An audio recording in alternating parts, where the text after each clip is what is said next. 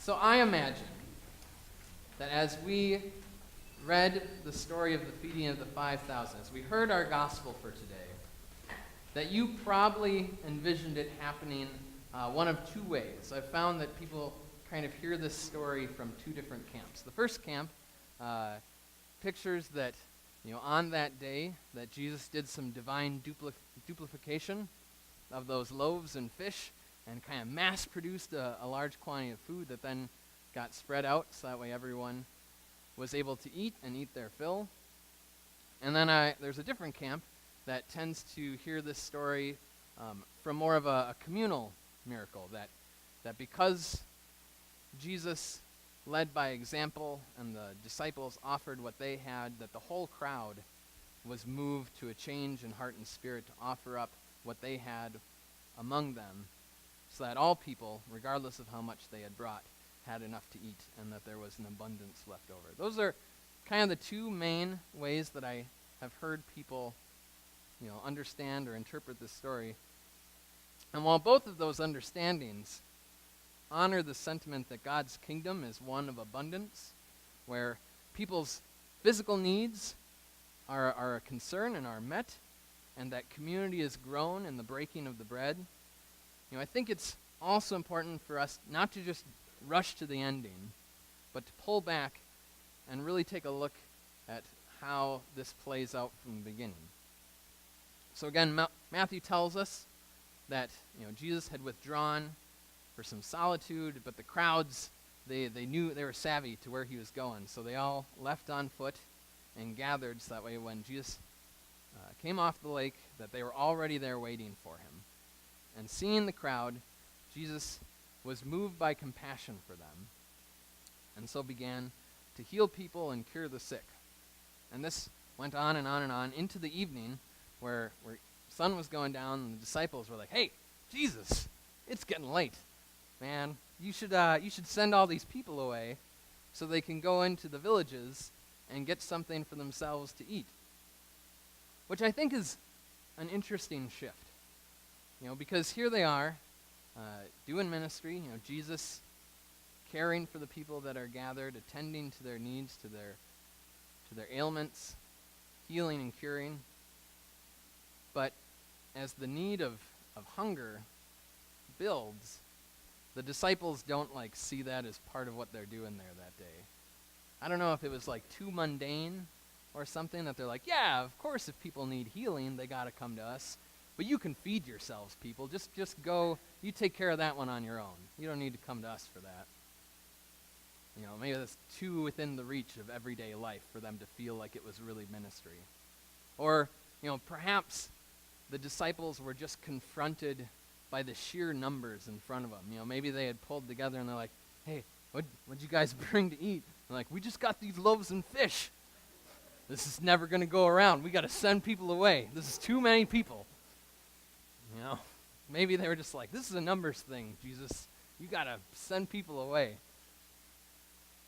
But whatever they were speculating, whatever they were feeling in that moment that caused them to say, "Hey, Jesus, you should send people away. Let them fend for themselves on this one."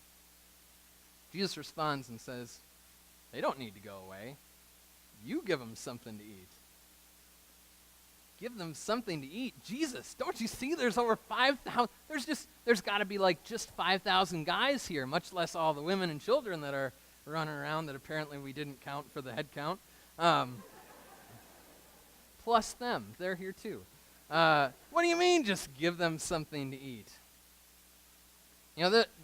Matthew doesn't tell us that the disciples said that. I think they maybe had learned not to quite give so much sass to Jesus at that point. But I can imagine them thinking it as they responded by just saying, "We have nothing here but 5 loaves and 2 fish." But Jesus says, "Bring them here," and so they gather them and they bring them forward at Jesus' command. Now, again, I want to pause for just a moment and notice that when the disciples brought to Jesus' attention that need of the hunger, that God's response wasn't just to immediately conjure manna from heaven. Nor did Jesus just snap his fingers and will away the hunger of the crowd. and make it a non-issue. Those things didn't happen. Rather, Jesus asked his followers to offer what they already had. And in that moment of Jesus' compassion and heart for the crowd, meeting the disciples' obedience to Jesus' command, a miracle happens. Everyone gets fed. Like a seed of a mustard plant bursting into growth, the offering of loaves and fish spread until all were filled to overflowing. This is what the kingdom of God is like. A meal where all are welcome at the feast, where there is abundance enough for all people.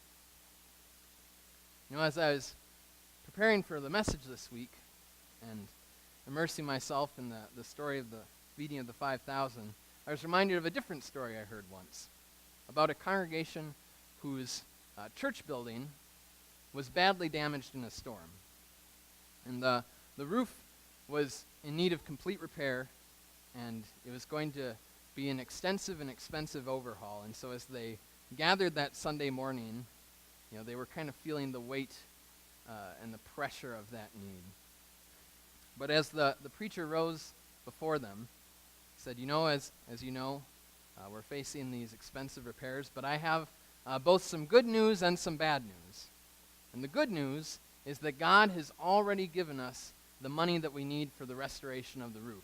And people were really excited, and they were fired up until the preacher said, but the bad news is, it's still in your pockets, so we're going to send the plate around, and you got to give it up, because we got to fix this roof. Isn't that kind of what we experience in today's world, that that God's ministry doesn't seem to happen as much of manna from heaven as it is someone saying, like, this is a need, and you got to help us foot the bill. You got to come to the plate on this one. We're all in this together. And I've met some folks who, when they hear the story of the feeding of the 5,000 in that light, and this idea of everybody coming together and it being this communal experience rather than some magical, divine act, that they feel like that cheapens it somehow. That they're like, well, I guess that's technically a miracle, I suppose. You still fed all those people and they were hungry. Yeah, I guess. I'll give you that one. It's not walking on water, Jesus, but I guess it counts. But something that I've found over my years is that it's easier to see a miracle from some vantage points than others. That perhaps if we're thinking about the hunger of the crowd in the context that we might be familiar with, of just saying like, well, they probably just had to go, I guess not drive, like walk 20 minutes and get to town, and then they'd buy something, and then they'd be all set. Like, yeah, that makes it seem less impactful. But we really don't know what brought those people there. We don't know how far they had walked. We don't know what their capacity was to be able to feed or provide for themselves. Or even thinking about the context of the day, what it meant to be seated at the table with all the people around them, based off of where they fit into society. We don't really know the makeup of that crowd. So it can be hard to lock into what that might have meant for those individuals. So allow me to offer perhaps a more modern example of a miracle as an explanation for what I'm talking about it being looking different from different sides. Some of you have had an opportunity to meet my daughter Lily, or at least to see her in passing as I'm kind of carrying her around the church.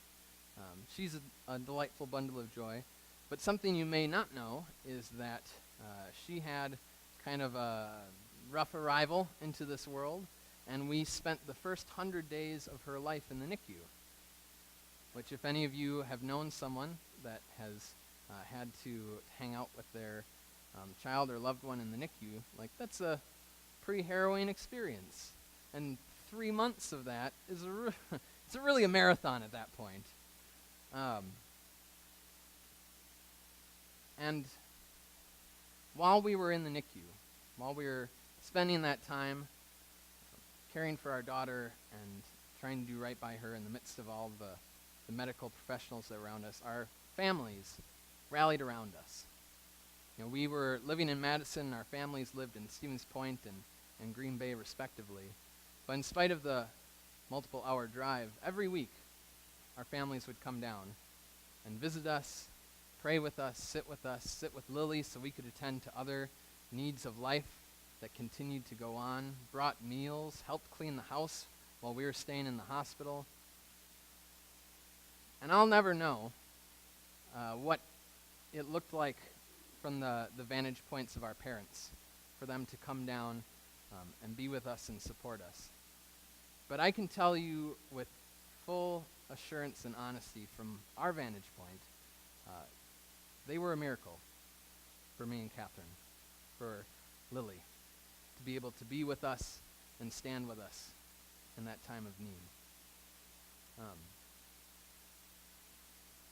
And in that same way, it might be easy for us here as a congregation to miss from our vantage point, to not quite see from our humble offerings of boxes of mac and cheese piling up on a pallet, or meals or cookie donations that go out to other congregations or communities as our members serve alongside other people, serving meals to those in need, or even our continued support of Sussex Outreach Services and all the people who are able to have their needs met because of that organization, because of our support of it.